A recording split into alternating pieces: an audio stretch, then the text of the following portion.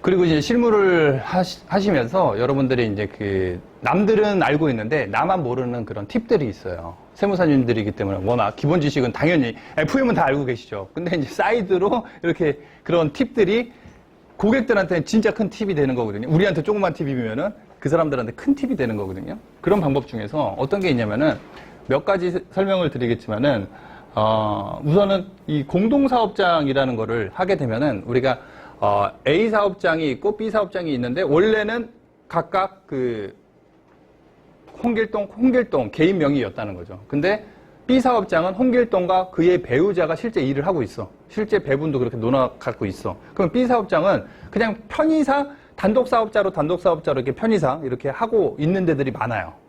근데 실질을 보게 되면은 딸도 있고 아들도 있고 며느리도 있고 다 있단 말이죠. 그러면 실제적으로 배분도 그렇게 하고 있어. 어느 정도 이렇게 그냥 월급 개념이 아니라. 그러면 공동사업장으로 이게 하면 되죠. 그러면은 이게 성실이 예를 들어 갖고 도소매 아까 동대문 의류상 같은 경우 10억짜리 사업장이 하나 있었잖아요. 10억짜리. 그러면은 성실이 아니죠. 15억 안 넘었으니까. 근데 B 사업장도 10억이야. 똑같이 개인 명의로 단독 명의. 그럼 합치면 20억이잖아요. 그럼 성실 신고가 돼요.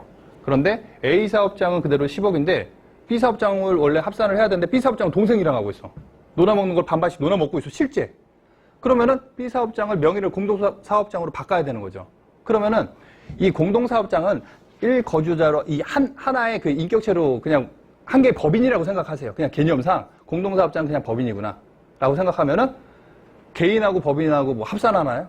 기장의무 판단을 할 때? 그런 거 아니잖아요. 그런 것처럼 공동사업장이 되게 되면은 얘는 빠져나간다. 그러면은 얘 10억이기 때문에 성실신고가 아닌 거죠. 이런 실제적인 사업장이 많거든요.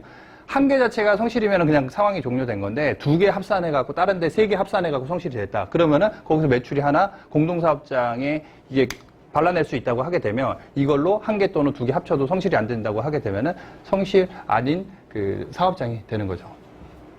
그리고 주의하실 거는 그냥 매출만 하는 게 아니라 단순 합산하는 게 아니라 환산을 해야 된다는 거죠. 왜냐하면 기준 자체가 우리가 15억, 7억 5천, 5억이기 때문에. 자, 소매업 A가 있고 소매업 B가 있어요. 그러면은 10억 매출, 7억 매출을 한다고 하게 되면 합산하면은 17억이죠. 그러면은 같은 업종이기 때문에 환산을 안 하기 때문에 성실신고 대상이 된다 이거죠.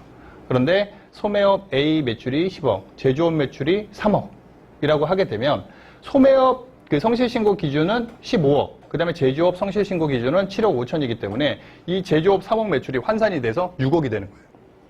6억이 돼서 결국 주업종, 매출이 큰 주업종의 매출 자체가 15억을 넘어갔기 때문에 또 성실신고가 되는 거죠.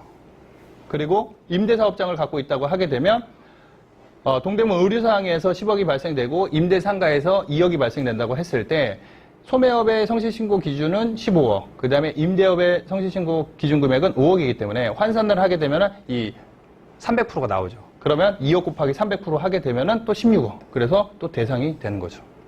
그런데 공동사업자, 첫 번째 매장을 운영하는 경우에 공동사업자로 운영을 하게 되면 이 공동사업장은 그냥 아예 이게 갈라지는 거죠. 이게 나눠지는 거죠. 별개. 그냥 법인이 되는 거예요. 법인 됐다고 생각해 보세요. 그냥 공동사업장이 법인이다 그렇게 생각을 하세요. 진짜로.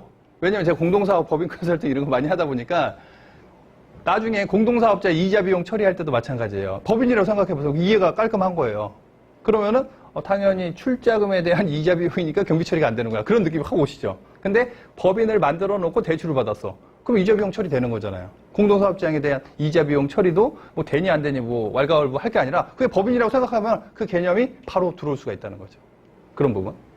자, 그러면은 공동사업자 첫 번째 매장을 운영하는 경우에 첫 번째 매장 얘만 본다는 거죠. 얘만. 그냥 10억. 뭐 환산할 것도 없고 그냥 단독. 얘 또 10억. 얘도 10억. 15억 안 넘었으니까 다 성실신고 대상이 안 된다라는 사례가 될 수 있을 것 같고요.